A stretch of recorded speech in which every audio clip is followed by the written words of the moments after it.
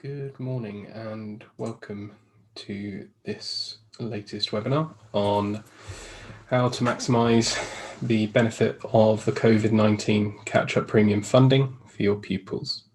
I just wanted to start off this morning by saying this is the first in what will be a series of webinars that I will be doing in the 2021 academic year.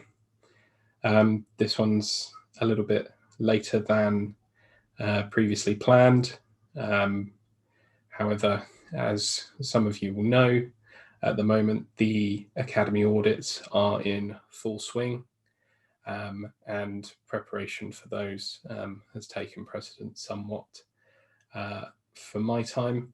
However, I'm hoping after this one we'll have another one before Christmas, and we'll be sending out invitations to those in the next couple of weeks.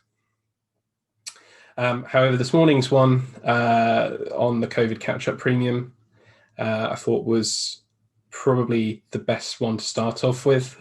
This is brand new for 2021, and it's actually the first time that this type of funding has been made available, obviously due to the pandemic and subsequent lockdown.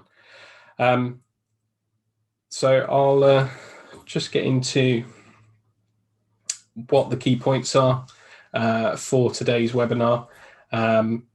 So I want to go through with you how much the funding is available to schools, how you should be accounting for that funding, your options on how to spend that funding, and that might be a little bit different to what you are expecting, and how that investment should be monitored and reported.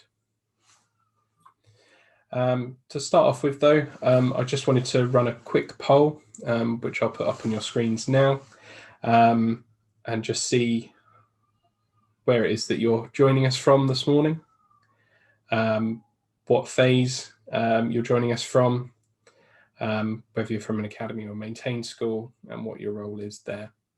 One of the reasons for this is because I'm hoping to get more governors and trustees attending these webinars, as one of the things that I had fed back to me in a recent tender meeting was that actually trustees and governors are looking for more support, and obviously if this platform is a way for us to do that, then obviously anybody that's attending or watching this back, because we are recording this morning, it'll be going up online afterwards. What we want you to do is to hopefully share this with your governors, with your trustees, and also any future topics which you think will be of benefit to them, to ensure that they feel that they're getting any kind of extra advice or support from these. So yeah, if you could do that, that would be fantastic. Okay, just looking at the results of the polls now. So it looks like we've got a spread of attendees this morning. That's good to see. No governors or trustees this time. Like I say though, if you could share that with your governors and trustees, share this webinar, share any of the other previous webinars that I've done, which are on the website www.allenpatient.com. Yeah, just let them know that this is obviously there. It's free for them to look at, and obviously if they have any queries as well, to contact me as well. So it's academies@allenpatient.co.uk. Okay, now we've got to know a little bit more about you. So the first thing I want to try and answer this morning is, what is the COVID catch-up premium? Hopefully you're aware of it, at least in part already, but if not, so this actually is part of the government's £1 billion announced funding, which they split up into the £650 million universal catch-up premium. So this covers all children from reception all the way up to year 11. and it's a one-off funding for the 2021 academic year, as I said earlier. The rest of the funding, the £1 billion, it comes alongside this £350 million national tutoring programme, and I'll talk a little bit more about that later on. So what funding is actually being made available to schools, to academies? So it doesn't matter whether you are a school, whether you're an academy. If you are in a mainstream school, you'll be receiving £80 per pupil. And like I say, that's all state-funded schools. And then if you operate a special school, you'll be receiving £240 per pupil. So the initial funding, which was made available, I think was remitted last month to schools and academies. Obviously, if you're maintained, then you should have received that via the local authority.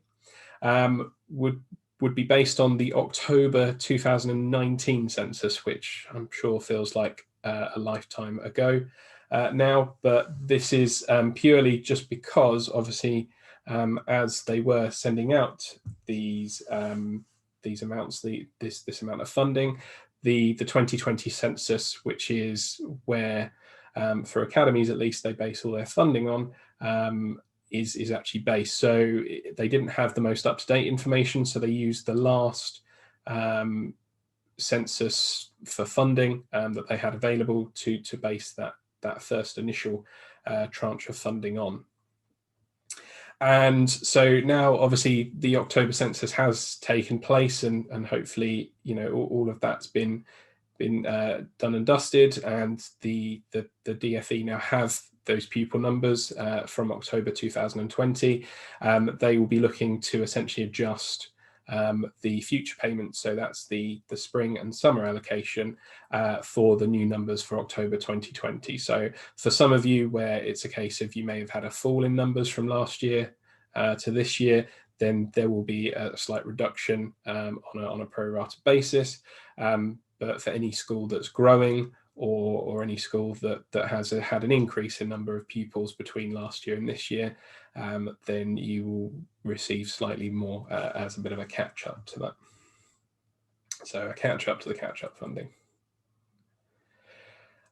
So just to give an example as to how that's going to work, it's quite often that the ESFA, the DFE, send you remittances, and they give you this number, and then you frantically have to go back and work out how that funding has actually been allocated to you, because they don't actually give you how they've come to that on the remittance itself. So just as an example, so we have a mainstream primary school, say 2 form entry, which has a capacity of 420 pupils. So that's excluding nursery, so that's just reception to year 6. On the October 2019 census, they only had 400 pupils. And then on the October 20 census, they've increased that to 415. So for the autumn funding allocation, which you've now all had, in this example, it would have been the 400 pupils that they based that funding on, and they've allocated £20 per pupil in that first allocation. So that would be £20 times the 400 pupils that were at the school back in October 2019 when that last census was taken, and that would give you funding of £8,000. That's not the total amount. Obviously, as I mentioned earlier, it's £80 per pupil. So the way that the ESFA have announced that they will be doing this is by including in the spring allocation, so the total amount of £46.67. So that's obviously prorated. However, they will then base it on the October 2020 census. So that then obviously gives us a small amount of catch-up. So we've already had the £20 per pupil from the October 19 census, so we need to take that away. But essentially the amount that you would receive in the spring allocation for this school would be £46.67 times the 415 pupils that you had in the October 20 census, less the autumn funding that you've already received. So there's a small element of catch up there giving you a total funding for the spring term of 11,368. And then to give us the rest of the funding to the end of the 2021 academic year, there would then be a summer allocation, so likely to come out at the beginning of the summer term, of a further £33.33 per pupil, based again on the October 20 census now, which would give us a further, for this school anyway, a further 13,832. Which, when we add all of those three amounts up, you can see that it does add up to £80 per pupil based on the October 2020 census, so 415 times 80, giving you a total funding of 33,200, which I have to say personally, I think it would have been better if they had managed to obviously provide this at the beginning of the year.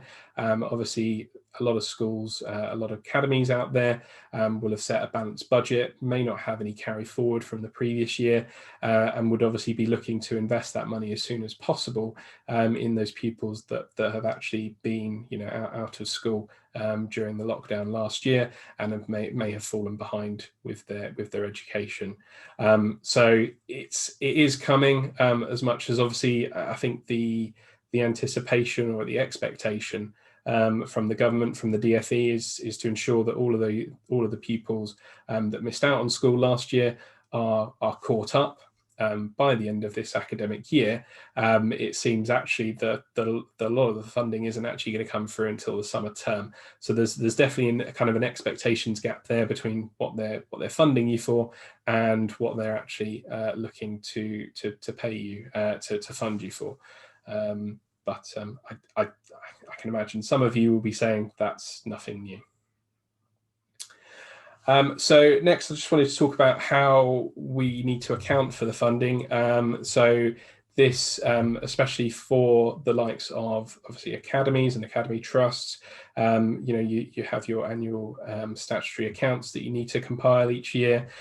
Those accounts then need to be audited and ensure that obviously you are setting out the appropriate fund accounting for those statutory accounts and for the auditors as well. So as far as this funding is concerned, it's a one-off. So don't by any means start putting this into your 5-year budget or your 3-year plan as to say, well, we'll be receiving this every year. This is purely a one-off for the 2021 academic year. So as far as funding is concerned, and as far as accounting for this funding is concerned, you will either need to put it into just an account where this is showing purely just the COVID catch-up premium, or you can account for this similarly as part of your other ESFA grants, which would be in the similar vein to your teacher's pay and your teacher's pension grant. I know I've heard multiple times from the ESFA that they will be incorporating the teacher's pay and pension grants into the GAG income for future years. I'm still waiting for that to happen. I hope it does happen next year, and that essentially we can then stop having to account for this separately, and it's all part of GAG.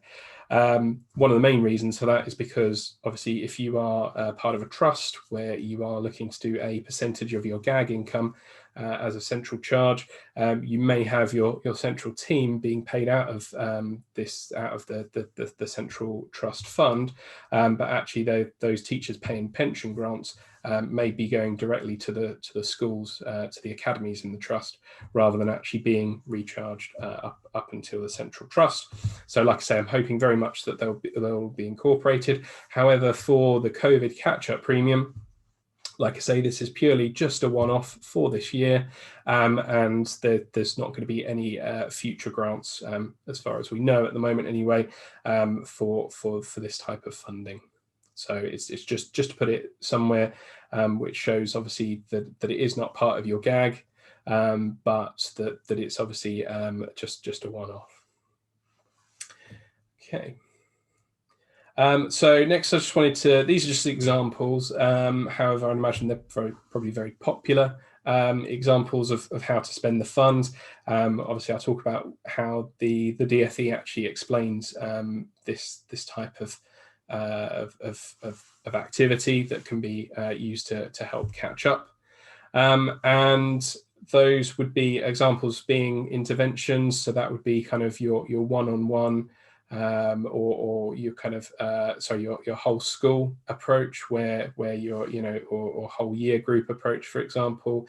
And obviously in secondaries, that obviously now year 11s, last year year 10s would be obviously kind of an area that you want to focus quite a lot on, obviously to try and make sure that hoping that the 2021 exams go ahead in England. I appreciate obviously Wales has at the moment confirmed that they won't be going ahead next year. But as far as England's concerned, that obviously that year group, those pupils are obviously brought up to speed, and as far as their academic achievement is concerned, that they are ready for those exams next year. Similarly for children now in year 6, that obviously there's a certain level of expectation there about bringing their standards up, so that they are obviously ready for secondary school as well. But obviously even at the younger end of the scale, for children that are just coming through now, or maybe just coming to year 1, that obviously there's the larger impact will be on them, because they've missed out on a larger portion of their school time so far. Then talking, as I kind of mistakenly mentioned earlier, kind of tutors. So that would be kind of one-on-one tutoring for those children who have especially struggled during the lockdown. And from what I appreciate, that there are some out there that have particularly struggled, or where they haven't been able to have access to online or remote working. And obviously those children that are in circumstances where it isn't appropriate, or they're not able to learn effectively from home. So that could be, like I say, kind of one-on-one tutoring, or one, with a small group, where obviously, you're looking specifically to target those children that have suffered the most from being out of school, and making sure that they're brought up, their standards are brought up as quickly and as efficiently as possible. And then the next thing I talked about here is counsellors. So I think there's definitely there's definitely an acknowledgement from the government that obviously and it's obviously pupils, children, as well as also parents as well, are going through a really tough time, or have gone through a really tough time in the last year. And that, especially young minds as well, that some of them, as resilient as they can be, some of them will have really struggled with the lockdown and the impact of everything that's happened to do with the pandemic since last year, since the last academic year. So it's a case of, obviously, I think, one of the examples that I've used here is counsellors, which I know, having spoken to some of my schools, some of my trusts that I'm working with, is they are certainly looking to improve their offering there. They've seen that, mental health is by all means, a big part of this pandemic, and that they're looking to obviously support children and parents as well, children and households, effectively, as much as they can. And then lastly, probably not a huge surprise, is that essentially to ensure that pupils and children are able to actually continue learning, whether they're having to self-isolate, or where there's obviously a bubble that's been affected, is that actually they can continue to learn virtually, continue to learn remotely, and technology is certainly one of the areas that the government's looking at for schools, for trusts to invest in this area. I think that a lot of schools, a lot of trusts have done an awful lot of great work to ensure that where ever possible, they've managed to continue teaching and learning throughout the lockdown, and since then, obviously, kind of bubbles and things like that, having to isolate, and you know, and I think it's just a case of, obviously, you know, wherever you kind of look to spend that money, that it's a case of yeah, that technology is at the forefront, especially since, you know, the government and Ofsted as well are expecting all schools to be able to you know, teach fully remotely if they need to going forward. I'm hoping, obviously, you know, that isn't going to be the case necessarily. Obviously, we've had news of a vaccine on the horizon. Obviously, we're in the lockdown in England at the moment, but obviously schools are continuing to operate, and obviously children are attending school as much as possible. So, but it's just something to be mindful of going forward, that obviously that kind of virtual, that remote learning offering does need to be available there as well. Just going to take a quick drink, but once I've done that, I'll throw up another quick poll for you.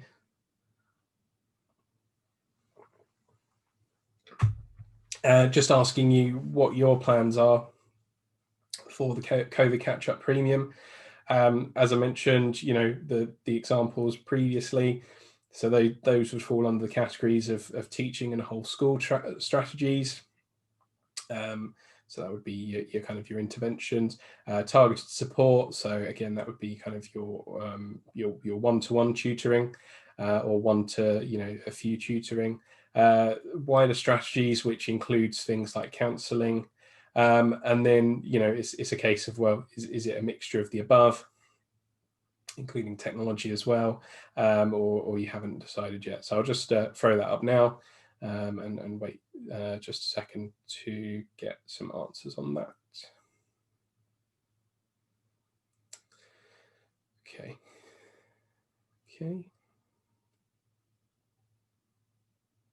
Just give it a couple more seconds and I'll close the poll. I think most people have voted now already. Great. Okay. Yeah, so as I can see, I think most people are going for a mixture, or haven't actually yet decided. And I would say, for those that haven't decided yet, it's definitely worth, if you're, you know, a finance colleague, or whether you're a member of the leadership team, is to obviously speak to, you know, your senior management or your senior leadership, and just ask them, you know, what's their strategy, because, you know, the target for the government is to make sure that all of these pupils are caught up as soon as possible.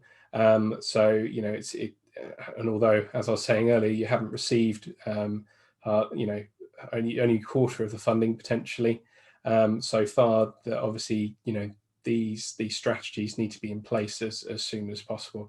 And just to kind of add to that as well, there definitely seems to be a kind of a movement towards, anyway, or a suggestion of that, if you had any carry forward from last year, either due to the lockdown or just, you know, you'd plan to have a surplus anyway, is that actually some of that money should be going on to help kind of support that catch-up premium, you know, to supplement that, and to ensure, obviously, like I say, those pupils that are caught up as soon as possible. Okay, so thank you for that. Next, I just wanted to kind of talk a little bit about accountability. So you might be thinking, obviously, this is a catch-up premium. For those of you in secondary schools, you know, you'll be aware of the Year 7 catch-up premium, possibly, and, you know, there's obviously an expectation there that you do publish, you know, how that money is spent. However, as much as the funding for the Year 7 catch-up has been pulled this year to make way for this COVID catch-up premium, the way that it's accounted for, the way that you publish this information, isn't actually the same as the Year 7 catch-up. So there's no separate requirement to publish this information on your website about how this information has been, about how this funding has been used. There's no, so as I mentioned before, it's not separate as far as kind of the accountability is concerned from GAG and other ESFA grants. So obviously the expectation and the way that these funds are spent, it should be the same as GAG and the other ESFA grants. So it is to fund the education of the pupils in the school. And obviously, as I say, there's a real kind of focus there on getting children caught up that have missed out on being at school since March. So as I say, it's kind of treated as regular funding in that respect, you know, to make sure that it is actually spent as a restricted fund in your school, and that it is obviously spent as much as possible on the activities that we've already discussed. I will say, however, that as much as obviously the Year 7 catch-up funding has been pulled, we are expecting that to resume from next year. Obviously not as highly funded as obviously the £80 per pupil in all schools. So again, if you're looking at your 3-year plan or your 5-year plan, is that actually, although you're going to have to look at this year from a perspective of, okay, well, this funding's been pulled and this has been brought in, but for future years, again, I think you should just kind of look to how you've budgeted for that previously. So for 21-22, you'd be looking at your Year 7 catch-up if you're a secondary, but no COVID catch-up for any schools. Okay. However, there is some amount of monitoring around this. So obviously things like pupil premium, catch-up, Year 7 catch-up previously, obviously your high needs funding. There is obviously, you know, monitoring. There's also accountability for that, putting things like that on your website. And actually just to kind of go back to how, you know, accountable schools are for academies and trusts. There is a very high expectation that your plans for the future in your trustees or governor's report, as you may call it, does obviously mention your strategies for catching up for the 2021 academic year in your 1920 report. So you're probably putting that together at the moment, or you've just put it together, and the expectation is very much that includes some focus on that as well. You could definitely got to be mentioning about that. So, but yeah, to go back to monitoring. So essentially, there's no special monitoring that's going to be around this. However, the DfE has said that Ofsted visits are due to resume from January 2021. I've put a TBC in there because at the moment, obviously, they are very much kind of playing it by ear. In that, obviously, if there are significant outbreaks and you know, obviously cases of the virus, then they won't be looking to send Ofsted officers around to schools, academies and trusts, obviously in light of that. So at the moment, the DfE have kind of put a placeholder in there saying, well, from January 2021, and when they do come in and inspect, they will be asking questions around how this funding is being spent. So as I was saying earlier, you know, as far as accounting for this funding is concerned, it's just part and parcel of your general funding for the year. However, Ofsted will be looking at this specifically. So it may be a good idea just to have in mind, you know, and obviously have evidence to back that up of, you know, how this COVID catch-up premium is being spent, because it is definitely something that Ofsted, when they resume their visits, will be asking about. So it's definitely a good idea to keep that in mind. And as I mentioned previously, so the DfE's expectation is that a full curriculum is delivered by summer 2021. So the COVID catch-up premium will be undoubtedly a part of this, because obviously they need to ensure that you know, all pupils are obviously caught up with any of the curriculum that they've missed. and that essentially the full curriculum that's being delivered is actually obviously at the level that the government would expect for those year groups. So I'm just going to take another drink quickly.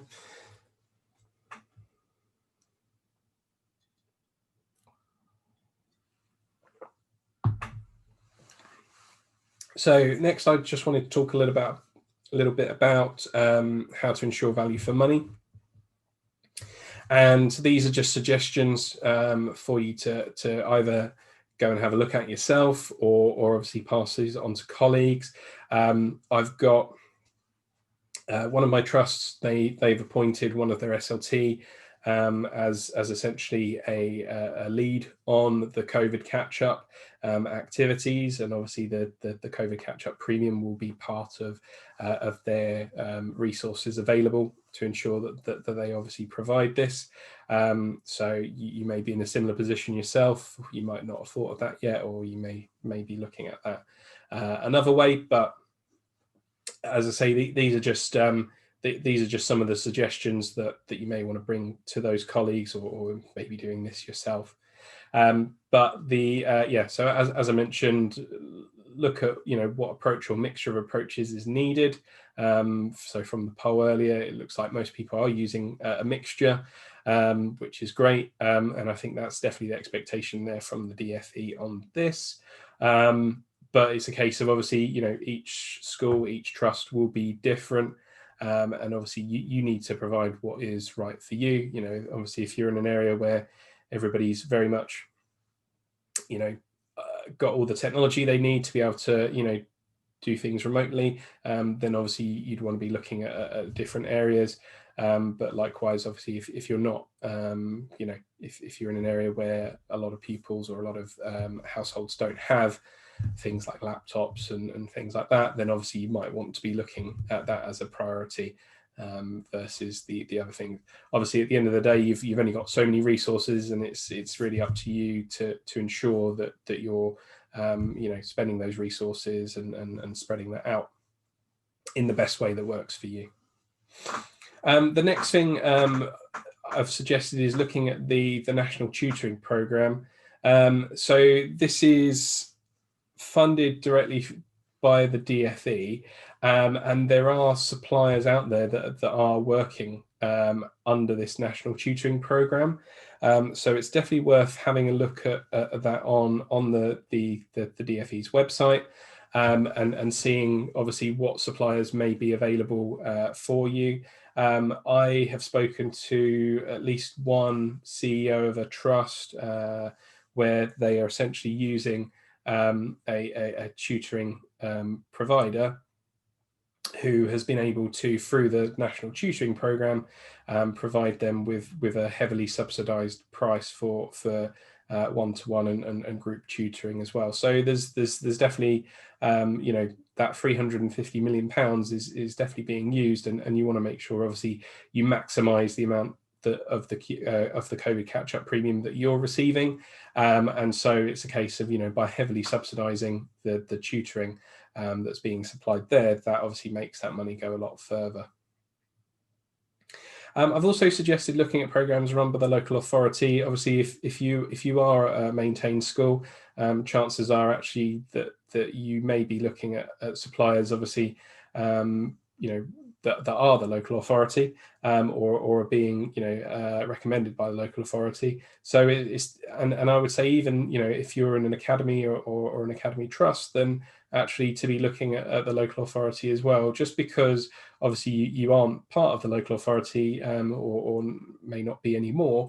The local authority will still be running these programs, and so it's definitely a good idea to keep that in mind as well, because like I say, you want to maximize what it is that you're getting for this COVID catch-up premium money. I've said look at local providers in the community. Obviously, one of the big things that's been hit hard during the pandemic is local providers, local suppliers, And so, as much as obviously they may not be subsidised by the national tutoring programme, they may not be working with the local authority, they are still obviously part of your local community, and this may be a way, if you can obviously get the appropriate quality and the best value for money from them, then this may be a good way of ensuring that not only are you getting the most for your school, for your trust, out of the COVID catch-up premium, but actually you're able to use that money to help out with the community as well. This may be something that's a bit more kind of rare, or may not be as common an occurrence. Obviously, the national tutoring programs all over the country, local authorities will differ from region to region, but this one may be a bit more specific, but it's definitely worth keeping that in mind as well. And then lastly, just a note, really, kind of, I think that the DfE is certainly kind of placing emphasis on this as well. Is that obviously any strategy that is devised can be delivered safely, and obviously extra measures in place. I'm sure I probably don't need to tell you about extra measures and risk assessments and everything at the moment, because if you're anything like me, you're probably very, very involved with those. So, but just a footnote there as well. This next slide is a bit of a tongue-in-cheek, was that obviously the other funding that's available. I wanted to mention the exceptional cost funding. I think the latest round of that has now lapsed. This, I'll be honest, has left me a little bit frustrated for schools, for trusts that have had additional costs during lockdown. And when you look at the exceptional cost funding kind of criteria, that actually there's a lot of automatic disqualifications from being able to apply for this. I will say anybody that has applied for it that didn't obviously meet the criteria, is just to be very wary of that, especially if you're an academy or a trust. Obviously there's a whole kind of thing around propriety and regularity, and obviously you want to do the best for your academy or your trust, but at the same time you do have a duty to ensure that those regularity and propriety commitments are met. So it's probably worth talking to, if you haven't done already, your auditors about this, because obviously this may cause them some concern if they're finding that you've made these claims where you haven't been able to qualify for it. And I know obviously there's a lot of schools out there that have really struggled through obviously no fault of their own, with things like additional income which they've been getting from school clubs, from kind of before and after school clubs, and even from private lettings, which they've always relied on historically, and there's never been an issue on that. But obviously during the lockdown and everything else, is that actually they weren't able to raise those funds, and to a certain extent they would have been actually relying on those as a source of income to supplement the school, academy or trust. So I think obviously my heart does go out to those people who obviously have really struggled during this time, and I know there has certainly been exceptional costs that have qualified for this funding. However, it's just like I say, it's left a bit of a bitter taste in my mouth, because I think it could have gone a lot further to helping schools out. Especially those that have had significant outgoings because of this, and like I say, for those that haven't been able to supplement their funding through the usual ways that they would. So yeah, there isn't any other thing on this list at the moment. Obviously, we're talking today about the COVID catch-up premium, and I hope that more funding does become available for those schools and those children that have been most badly affected by the lockdown, by the pandemic. And obviously, as soon as something comes up, I will be, kind of singing from the from the rooftop and kind of singing praises. But until then, I think it's a little bit kind of disappointing at the moment. But obviously, if you've got anything that you foresee as an additional avenue for obviously funding, then by all means do get in contact with me. If not today in the questions, which we're looking to have a Q&A session after this. But yeah, certainly give me an email and let me know, because it would be really good to share that with everybody, what other funding may be available out there for schools that are really struggling. Lastly, I just wanted to, before we get on to the Q&A session, as I mentioned, I just wanted to throw up a poll for you this morning. And obviously, as I mentioned, I'm looking to do a program of webinars for the 2021 academic year. And it will cover a whole range of topics, some of which I've listed in the poll. And I really just want to get your feedback as to what those topics you're really interested in seeing are. So I've just given a few suggestions there. Obviously, if you've got any others, pop them in the Q&A or send me an email, academies@allenpatient.co.uk. And I really just want to hear from you guys, from the people that are watching this today, or even watching back and everything, what your suggestions are around what webinars, what topics you'd like to hear going forward. So as I mentioned, kind of, some of these could be technical updates. So this is kind of mainly towards the academy sector. So Academy's financial handbook, academy accounts direction. Obviously, as accountants and auditors ourselves, we're, very kind of clued up on this, and obviously pay very close attention to any updates that come out on these things. So it's a case of, obviously, we're more than happy to go through what we feel is the most important thing or things for you to know about. ESFA submissions, again, this is kind of geared primarily to the academy sector. So you have a whole host of submissions, which I'm sure if you're working in academy, you know all about. So kind of going through those with you. These are things that we do on an annual basis for our clients. So obviously, again, it pays for us to be up to speed on these things, and we're happy to share those with you. Audit and compliance, again, academy sector here. So internal scrutiny, external audit. These are things that we're heavily involved with. The external audit, especially at the moment, as I'm sure any of you in finance academies at the moment also are embroiled in. And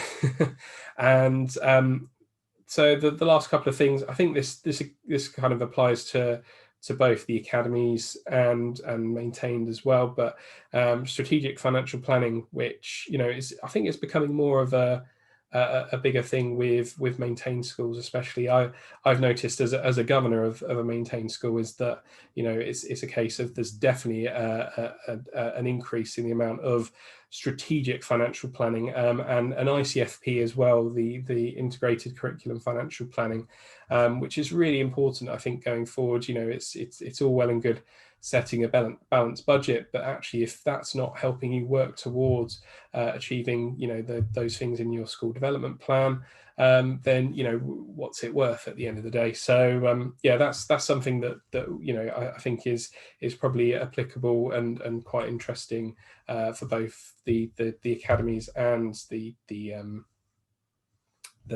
maintained schools.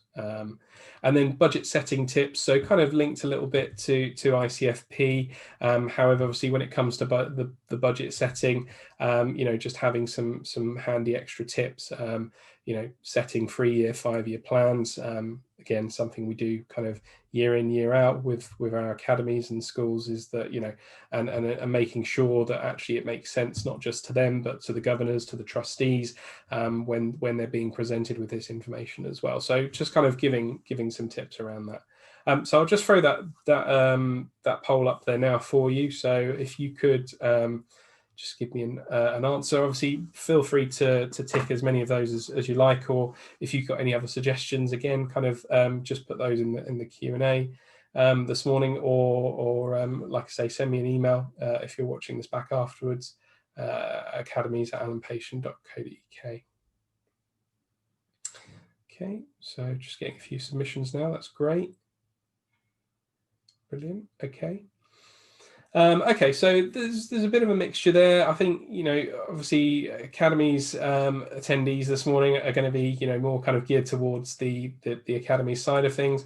But yeah, like I say, any other suggestions, please let me know about that. Obviously, our background is to do with schools and academy finance. If there are topics outside of that, then it may be something that we can, kind of look to approach one of the firms that we work alongside. Could be to do with SIF bidding, for example, which is obviously linked to finance. It could be something to do with governance, or even something like marketing strategies, for example.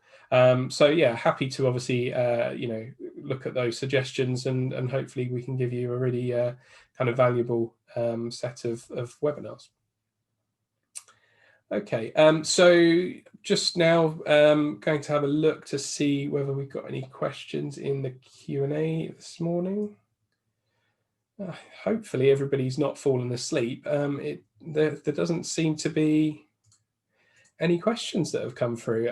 So I really hope that everybody is able to hear and see me. I've definitely wouldn't. Oh yeah, okay. A couple of you just said hi. Obviously, if you've got any questions, you might not be able to think of them now. Do obviously send me an email. The email address is up there now. So academies@allenpatient.co.uk, and I'm happy to obviously go through those with you if you've got any specific questions, or any way that we can help. So hopefully I've not just put you all to sleep this morning. Hopefully you've enjoyed this presentation, and all that's left for me to say is thank you very much for coming.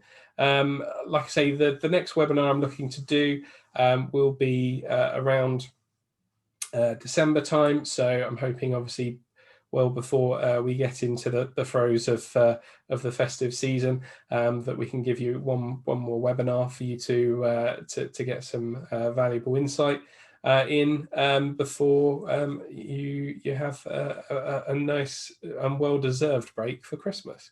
So thank you again for coming this morning, and I look forward to seeing you all again soon. Thank you very much.